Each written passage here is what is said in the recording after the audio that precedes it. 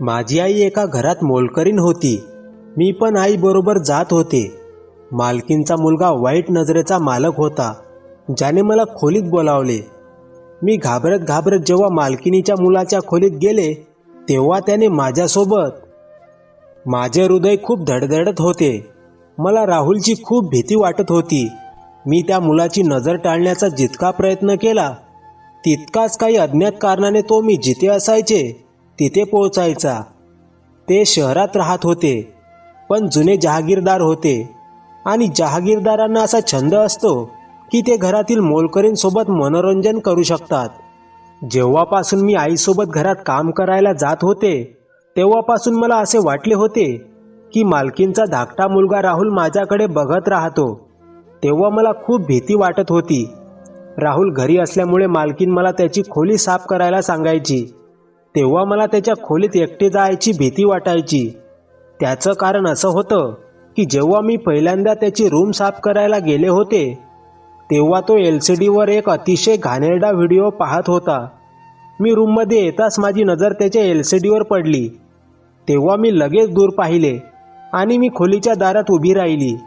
त्याने माझ्याकडे एक नजर टाकली आणि म्हणाला, "तू का थांबलीस? येऊन खोली साफ कर."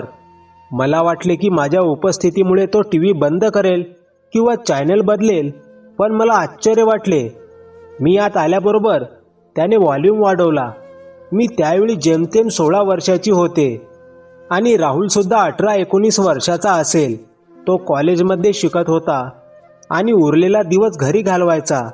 तो श्रीमंत घराण्यातील बिघडलेल्या मुलांसारखा होता. मी खोलीचा दरवाजा पूर्णपणे उघडला आणि झाडू लागले, पण तो माझ्यावर अशा प्रकारे ओरडला की मी थरथर कापत राहिले आणि म्हणाला, "तू आंधळी आहेस? खोलीचा दरवाजा उघडला आहे, खोली बंद करून येत जा." मी खूप घाबरले होते. त्यामुळे मी खोलीतून बाहेर पडून आईकडे आली. मला इतके घाबरलेले पाहून आई मला कारण विचारू लागली. मी म्हणाले की मला त्या राहुलची भीती वाटते. मी त्याच्या खोलीत काम करणार नाही. माझे म्हणणे ऐकून आई मला म्हणायची, "तू भांडी धु, मी छोट्या साहेबांची खोली साफ करते." पुढचे काही दिवस आईने मला भांडी साफ करायला ठेवली. एकदा मी स्वयंपाकघरात भांडी धुत होती, तेव्हा तो स्वयंपाकघरात आला. मला पाहून तो म्हणाला, "माझ्यासाठी दूध गरम कर." त्याचे शब्द कठोर आणि अहंकाराने भरलेले होते. मी ग्लास धुवून त्याच्यासाठी दूध गरम करायला सुरुवात केली. दूध गरम केल्यावर मी ग्लास त्याच्या दिशेने वाढवला आणि त्याने माझा हात धरला. त्याची पकड माझ्या हातांपेक्षा मजबूत होती. तो म्हणाला, "तू माझी खोली साफ करायला का येत नाहीस?" तो माझ्या थोडा जवळ आला आणि हळूच विचारू लागला. मी म्हणाले, "हात सोड, नाहीतर आवाज काढेल." माझे म्हणणे ऐकून त्याने आधी आश्चर्य व्यक्त केले, मग माझा हात सोडला आणि म्हणाला, "उद्या तू माझी खोली साफ करायला आली नाहीस तर बघ मी तुझ्यासोबत काय करतो." एवढं बोलून तो किचनमधून निघून गेला. मला माहीत नाही की त्या मुलाला माझ्यासोबत काय समस्या होती. तो माझा पाठलाग का करत होता. मी दुसऱ्या दिवशी त्याच्या खोलीत गेले नाही, पण मला माहीत नव्हते की माझा नकार मला इतका महागात पडू शकतो. मी भांडी धुत होते. मी आईचा ओरडण्याचा आवाज ऐकला. मी किचनच्या बाहेर पळत सुटले. माझी आई पायऱ्यांच्या खाली बेशुद्ध पडली होती. कदाचित ती पायऱ्यांच्या वरून पडली असावी. आईला असे पडताना पाहून मी किंचाळू लागले. तिथे मालकीनी पोहोचली. ड्रायव्हरला बोलावून तिला दवाखान्यात नेले. मी फक्त रडत होते. माझ्या आईच्या पायाचे हाड तुटले होते. तिला चालता येत नव्हते. रुग्णालयाचा सर्व खर्च मालकिनीने उचलला होता. आई आता घरी बसल्या होत्या. मी पण 2 दिवस गेले नाही. तिसऱ्या दिवशी आई मला कामावर जाण्यास सांगू लागली. मालकिनीचे आमच्यावर खूप कर्ज आहे, म्हणून आपण काम सोडू शकत नाही. आईही बरोबर होती. घरखर्च भागवायला अडचण येऊ नये म्हणून मालकीनने बंद मुठीत 1000 रुपयांच्या अनेक नोटा आईला दिल्या होत्या. तिसऱ्या दिवशी मी कामावर गेले. मालकिनीने मला कामानंतर घरी जाण्यापूर्वी शिजवलेल्या भाज्या घरी घेऊन जाण्यास सांगितले आणि तिला काही हवे असल्यास ते सांगण्यास सांगितले. मी नकारार्थी मान हलवली. मी झाडू लागले आणि राहुलच्या खोलीत गेले तर खोली रिकामी होती. मी सुखाचा निश्वास सोडला. तो येण्याआधी मी खोली साफ करायचा विचार केला, म्हणून मी झाडू बाजूला ठेवला आणि त्याची चादर जुळवायला सुरुवात केली. पण उशी उचलतात उशीखाली जे दिसले ते पाहून मी घाबरून गेली. मी उशी मागे ठेवण्याआधीच कोणीतरी मला हाताने धरून ओढले. या अचानक आलेल्या आपत्तीला माझी तयारी नव्हती, त्यामुळे मी अचानक राहुलच्या छातीवर आदळले. मी लगेच स्वतःवर नियंत्रण ठेवले आणि मागे पडले. त्याने माझी बाजूही सोडली होती. तो म्हणाला, तुला माझी हेरगिरी करायला खूप आवडते ना? मी खूप घाबरले होते. मी नाही म्हणून मान हलवू लागले. मी म्हटलं, मी फक्त बेडशीट ॲडजस्ट करत आहे. मला कळलं नाही की उशीखाली. माझं बोलणं इथपर्यंत पोचलं होतं की त्यांनी माझ्या तोंडावर हात ठेवला आणि मला पुढे काही बोलण्यापासून रोखलं आणि म्हणू लागला, तू जे काही पाहिलं आहेस लक्षात ठेव. जर तू माझ्या आईला एक इशाराही मिळू दिलास तर तुला पस्तावा होईल. माझ्या अगदी जवळ येऊन तो मला धमकावत होता. यावेळी मी खूप घाबरले होते. मी म्हणाले की मी मालकीणला काहीही सांगणार नाही. त्यानंतर त्यांनी मला मागे हलवले आणि म्हणाला, खूप चांगले, तू फक्त मी सांगतो ते सर्व पाळले तर तुझे चांगले होईल. चल आता तुझं काम कर. एवढं बोलून तो निघून गेला आणि स्वतः पलंगावर आला आणि बाजूला पडला. मी झाडू लागले. मी खोली साफ करून बाहेर जायला निघणार इतक्यात तो म्हणू लागला, ऐक मुलगी. त्याच्या हाकेवर माझी पावले दाराजवळ थांबली. हे कर, माझे बूट काढ. मला आश्चर्य वाटले. हे ऐकून चपला काढणारी मी त्याची गुलाम नव्हते. मी तिथेच उभी राहिले. त्याने वळून माझ्याकडे पाहिले आणि अतिशय गर्विष्ठ आणि रागाच्या शब्दात म्हणाला, तुला ऐकू येत नाही का? मी तुला माझे शूज काढायला सांगितले आहे. त्याने मला आज्ञा दिली. मला त्या मुलाशी वाद घालायचा नव्हता म्हणून मी त्याच्या जवळ आली आणि त्याचे जोडे काढू लागली. कदाचित ही श्रीमंत उद्धट पोरांची सवय आहे. गरीब मुलीची असहायता पाहून त्यांच्या मनाला दिलासा मिळतो. मी शूज आणि सॉक्स काढले आणि बाजूला ठेवले. तो म्हणू लागला, ऐक इकडे. हा पाठोपाठ एक हुकूम होता जो मला पाहून माझ्या संयमाची परीक्षा घेत होता. म्हणू लागला, उशी काढ आणि ती सिगारेट माझ्याकडे आण. आता तो पलंगाच्या मुकट्याला टेकून म्हणत होता. त्याच्या उशीखाली मला दारूची एक छोटी बाटली आणि धूम्रपान केलेली सिगारेट सापडली. अर्थात मालकींचे तिच्या मुलावर खूप प्रेम होते, पण कदाचित तिला अशा गोष्टींबद्दल काहीच माहीत नव्हते. अन्यथा तिने त्याला नक्कीच थांबवले असते. मी उशी मागे सरकवली आणि सिगारेटचा बॉक्स राहुलच्या दिशेने दिला. तो म्हणाला, त्यातून एक सिगारेट काढून तोंडात टाक आणि मग लायटरने पेटव. हे ऐकून मला खूप राग आला. मी म्हणाले, मी हे करू शकत नाही. हे काम माझे नाही. माझ्या बोलण्यावर तो जोरजोरात हसायला लागला आणि म्हणाला, मला नकार देण्याचा अर्थ समजला का? तो काय बोलला हे न समजता मी त्याच्याकडे पाहू लागले, पण तो उभा राहिला आणि चालता चालता माझ्या समोर येऊन उभा राहिला. तो म्हणाला, आठवतं, काही दिवसांपूर्वी तू माझी खोली साफ करणार नाहीस ही विनंती मान्य करण्यास नकार दिला होतास आणि त्या बदल्यात मी तुझ्या आईचा पाय मोडला होता. हे ऐकून मी थक्कच झाले. हे कसलं वास्तव माझ्यासमोर खुलत होतं. आणि असं म्हणत तो हसायला लागला. तो म्हणाला, मीच पायऱ्यावर सरपचे पाणी सोडले. तुझी आई पायऱ्यावरून इतकी घसरली की ती थेट हॉस्पिटलमध्ये गेली. आता बघ, तू माझ्या खोलीत आली आहेस. त्या मुलाचा वाईट विचार आणि कृतीबद्दल मला वाईट वाटले. मी म्हणाले, तुला लाज वाटली पाहिजे. तुझ्या मनाला शांती मिळावी म्हणून तू माझ्या आईच्या पायाचे हाड मोडले. माझी आई किती संकटात होती हे तुला माहीत आहे. ती खूप वेदनेने त्रासत होती.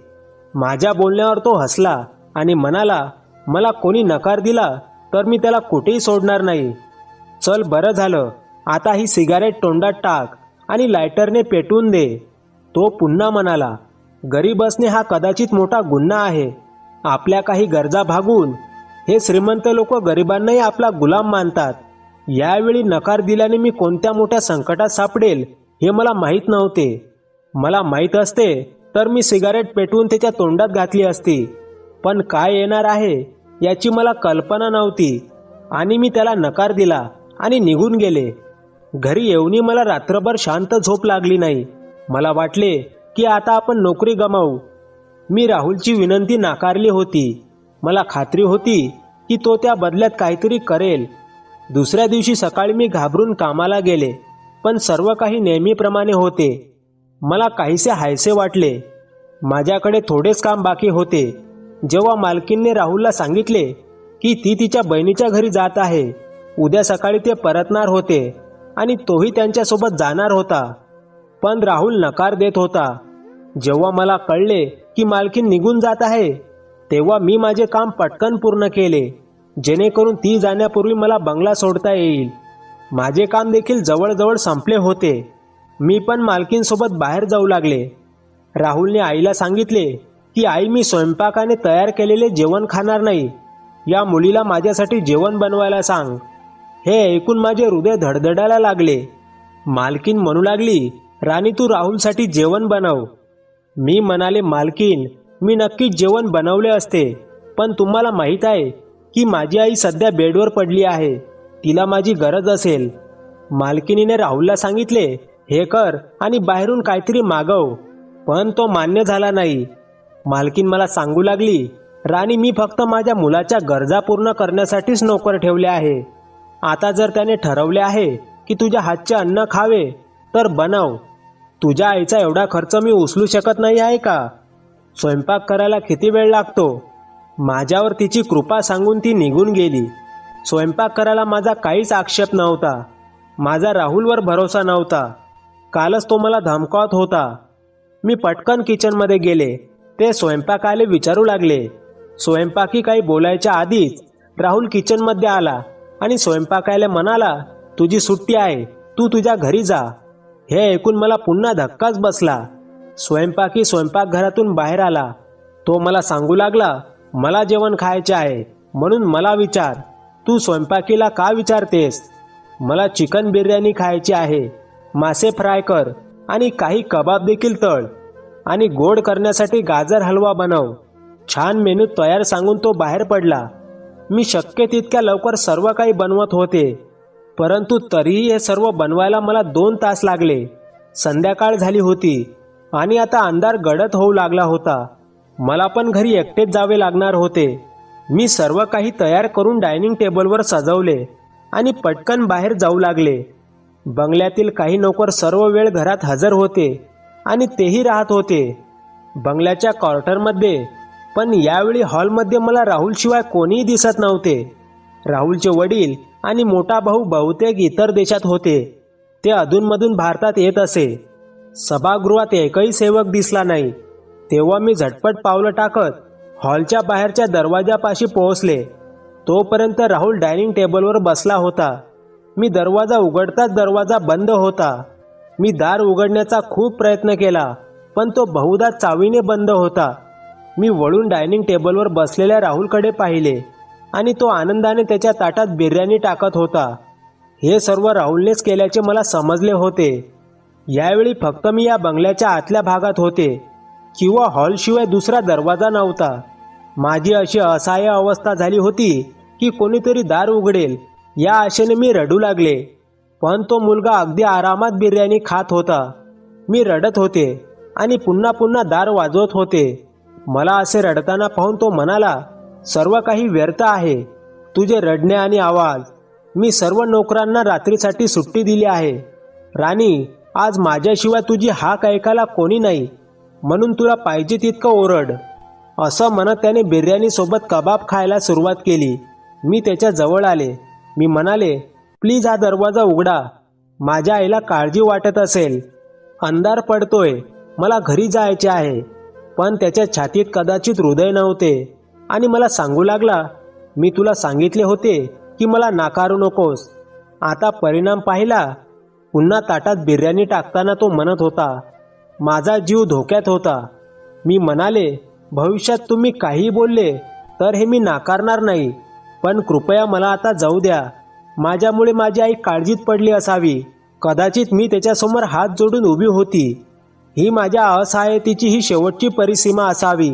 तो म्हणाला, राणी बघ, गोष्ट अशी आहे की जर कोणी माझे म्हणणे नाकारले तर मला त्या व्यक्तीचा खूप राग येतो आणि मी त्याला बदला घेतल्याशिवाय सोडत नाही. पण तू मला विनंती करत आहेस तर ठीक आहे. तो गाजरचा हलवा त्याच्या प्लेटमध्ये ठेवताना म्हणाला. हे ऐकून मला हायसे वाटले. मी रडत रडत विचारले की मला चावी द्या. माझे म्हणणे ऐकून तो म्हणाला, मी चावी पण देतो. एवढी घाई काय आहे? आधी हे भांडे उचल. आता इथून सगळे नोकर गेले. आता हे काम तुलाच करावे लागेल. मला वाद घालायचा नव्हता. मी विचार करत होते की राहुलचा मूड फार खराब नसावा आणि तो मला बाहेर जाऊ देईल. मी घड्याळात पाहिलं तर 8:30 वाजले होते. मी रडायला लागले. पटकन सगळं जमवलं, भांडी धुतली आणि स्वयंपाकघरातून बाहेर पडले. राहुल हॉलमध्ये नव्हता. त्याच्या खोलीतील लाईट चालू होती. मला जोरजोरात रडावेसे वाटले. मला आता त्याच्या खोलीत जायचे नव्हते, पण त्या बेशरम माणसाकडे असलेली चावी मला घ्यायची होती. मी त्याच्या खोलीबाहेर उभी राहिले आणि दरवाजा ठोकला. तो म्हणाला, दार उघडे आहे, आत ये. थरथरत्या हातांनी मी दरवाजा उघडला. तो बेडवर टेकून बसला होता. दारात उभं राहून मी म्हणाले, मला चावी द्या. बघा 10 वाजणार आहेत. देवाखातर मला जाऊ द्या. माझी ऐक. तो म्हणाला, हो, मी तुला कधी थांबवले आहे? राणी जा, पण आधी ती सिगारेट आण. माझ्या असहाय्यतेचा तो पुरेपूर फायदा घेत होता. मी खोलीत आले तर समोरच बाजूच्या टेबलावर एक सिगारेट आणि लायटर पडलेले होते. मी सिगारेट आणि लायटर उचलले आणि सिगारेट त्याच्या तोंडात ठेवून लायटर पेटवले. त्याने सिगारेटचा एक पफ घेतला आणि धूर माझ्या चेहऱ्यावर उडवला. तो म्हणाला, आता माझ्या खोलीतल्या फ्रीजमधून वाईन काढ आणि ग्लासात ओत. हे ऐकून मी तिथेच उभी राहिले. मला असं उभं राहून बघून तो ओरडू लागला आणि म्हणू लागला, तुला ऐकू येत नाही का? ओत ग्लासमध्ये वाईन आणि माझ्याकडे आण. बघ राणी, 10 वाजले आहेत. तू जितकी उशीर करशील तितकी लोक तुझ्याकडे बोट दाखवतील. चल, घाई कर. सतत रडल्यामुळे मला हिचकी येत होती, पण कदाचित त्या मुलाच्या छातीत हृदय नव्हते. मी पुन्हा त्याच्या खोलीत ठेवलेली दारूची बाटली बाहेर काढली आणि त्याच्या जवळ ठेवलेल्या ग्लासात ओतली. यावेळी माझे हात थरथरत होते. हिचकीमुळे माझे संपूर्ण शरीर दुखत होते. त्याच क्षणी त्याने मला हाताला धरून स्वतःकडे खेचले.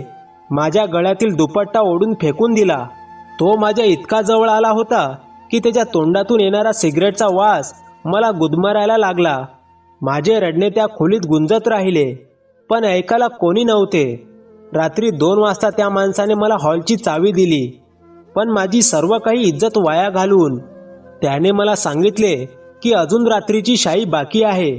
राणी, तू लवकर घरी जा. तुला काय झालंय ते कोणालाच कळणार नाही. त्याचं बोलणं ऐकून मला त्या मुलाला मारावंसं वाटलं, पण कदाचित ते माझ्या हातात नव्हतं. मी म्हणाले, तू मला बर्बाद केलंस. देवा तुझाही नाश होऊ दे. तुला कधीही शांती मिळू नये. तू आयुष्यभर रडत राहा आणि त्रास सहन करशील आणि तुझे अश्रू कोणापर्यंतच पोहोचणार नाहीत. हे बोलून मी चावी घेतली आणि बाहेर पडले, पण मी माझ्या घराकडे गेले नाही. उलट माझी दिशा आता रस्त्याकडे होती. मला जिवंत राहायचे नव्हते, कारण पुढच्या आयुष्यात फक्त बदनामीच होती. गाडीची धडक बसून मी मेले असते तर बरे झाले असते. माझ्या आईवडिलांना सुद्धा वाटले की मी अपघाताने मेले.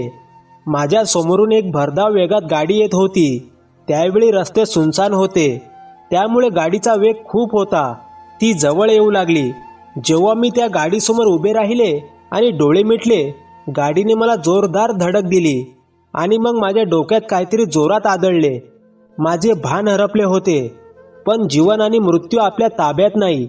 माझ्या बाबतीतही असेच घडले. जेव्हा मला शुद्ध आली तेव्हा मी हॉस्पिटलच्या खोलीत होते. मी वाचले याचे मला वाईट वाटले. माझ्यासमोर एक म्हातारी बाई बसली होती आणि तिच्यासोबत एक तरुण मुलगाही होता. माझ्या डोक्यात वेदनेच्या जोरदार लाटा उठत होत्या. मी माझे डोके दोन्ही हातांनी धरले आणि लक्षात आले की माझे संपूर्ण डोके पट्ट्यांनी झाकलेले आहे. त्या महिलेने मला पाहिले आणि त्या मुलाला म्हणाली, गणेश, तिला शुद्ध आली आहे. जा आणि डॉक्टरांना बोलाव. काही वेळात नर्स आणि डॉक्टरही माझ्या खोलीत आले. मला माझ्याबद्दल विचारू लागले. मी काय सांगू? माझा भूतकाळ कलंकित होता. म्हणून मी म्हणाले की मी कोण आहे आणि माझे नाव काय आहे. याबद्दल मला काही आठवत नाही. मला काही आठवत नाही. मी माझी स्मरणशक्ती गमावल्याचे नाटक केले. ती बाई मला तिच्या घरी घेऊन गेली. 3 खोल्यांच्या छोट्याशा फ्लॅटमध्ये ती आपल्या मुलासोबत राहत होती. मला त्याच्याच गाडीने धडक दिली होती. ती खूप छान स्त्री होती. तिनेही माझी खूप काळजी घेतली. मला चालता येत असताना घरच्या जबाबदाऱ्या मी स्वतः उचलल्या. त्यांचा मुलगा मानसिक डॉक्टर होता. या फ्लॅटच्या खोलीत त्यांनी आपला दवाखाना थाटला होता. त्याच्या हातात जादू आहे असे ऐकले होते. त्याने मला खूप वेळा सांगितले की तुझ्या भूतकाळाचा विचार करायचा प्रयत्न कर, कदाचित तुला काहीतरी आठवेल. पण मी आठवण्याचा प्रयत्न काय करेन, मी तर कधीच विसरले नाही. जेव्हा जेव्हा त्याला मला काही आठवण करून द्यायचे असते तेव्हा मी डोकेदुखीचे कारण बनवायचे आणि आंटी तिच्या मुलाला शिव्या घालू लागायची. ती म्हणायची, जर तिला आठवत नसेल तर तू तिचा पाठलाग का करत आहेस? तो म्हणतो, आई, या मुलीची स्मृती परत येऊ शकते कारण ती सर्व काही विसरलेली नाही. तिला जेवण कसे चांगले बनवायचे हे माहीत आहे. तिला सर्व काही माहीत आहे. गोष्टी कशा शिजवायच्या, तिला प्रत्येक काम कसे करावे हे माहीत आहे. याचा अर्थ ती सर्व काही विसरली नाही. हे ऐकून मला माझी चूक कळली. पण मी नाटक सुरूच ठेवले. वर्ष उलटून गेले होते. आंटी आता माझ्याशी खूप मैत्रीपूर्ण झाली होती. तिची इच्छा होती की मी त्यांच्यासोबत त्यांची सून म्हणून राहावे. पण मला माहीत होतं की मी कोणाची बायको होण्याच्या लायकीची नाही ना. मला खोटं बोलून स्वतःचं घर बनवायचं होतं. म्हणून मी आंटीला नकार दिला की माझ्या भूतकाळाबद्दल तुम्हाला काही माहिती नाही, म्हणून मी गणेशशी लग्न करणार नाही. एक दिवस गणेश स्वतः माझ्यासमोर आला आणि म्हणाला, दिशा, मी तुझ्यावर प्रेम करतो आणि मी माझ्या आईला तुझ्याशी लग्न करायला भाग पाडले होते आणि मला तू खूप आवडतेस, म्हणूनच आईनेही होकार दिला. पण तू का नकार देत आहेस? एक मुलगी ज्याचे स्वप्न पाहते ते सर्व सुख मी तुला देईन. नियतीच्या या दयाळूपणाने माझ्या डोळ्यात अश्रू येऊ लागले. पण कदाचित मी या दयाळूपणाला पात्र नव्हते. मी म्हणाले, गणेश, मी तुझ्याशी लग्न करू शकत नाही. माझ्या भूतकाळात काय झाले हे मला माहीत नाही. गणेश म्हणाला, तुला सगळं आठवल्यावर आपण तुझ्या आईवडिलांकडे पण जाऊ आणि तुझं वय बघून मी विश्वासाने सांगू शकतो की तुझं लग्न झाले नाही. मनावर हात ठेवून निर्णय घे दिशा. तुझ्या हृदयात माझ्यासाठी काही नाही. दिशा हे नाव मला आंटीने दिले होते. माझी नजर चुकली होती. मलाही मनातून गणेश आवडू लागला होता हे खरे, पण मी त्याला फसवून खोटे बोलून लग्न करू शकत नव्हते. आणि मग मी रडतच गणेशला सारी हकीकत सांगितली. मी म्हणाले, गणेश, मी कधी विसरलेच नाही. मला सर्व काही आठवते. मी फक्त विसरण्याचे नाटक केले. मला माझा काळा भूतकाळ विसरायचा होता. आणि मग तुम्ही लोकांनी मला साथ दिली, खूप प्रेम दिलं. मी गणेशला राहुलबद्दल सगळं सांगितलं. गणेश माझे सर्व शब्द अतिशय लक्षपूर्वक ऐकत राहिला आणि मग उठून निघून गेला.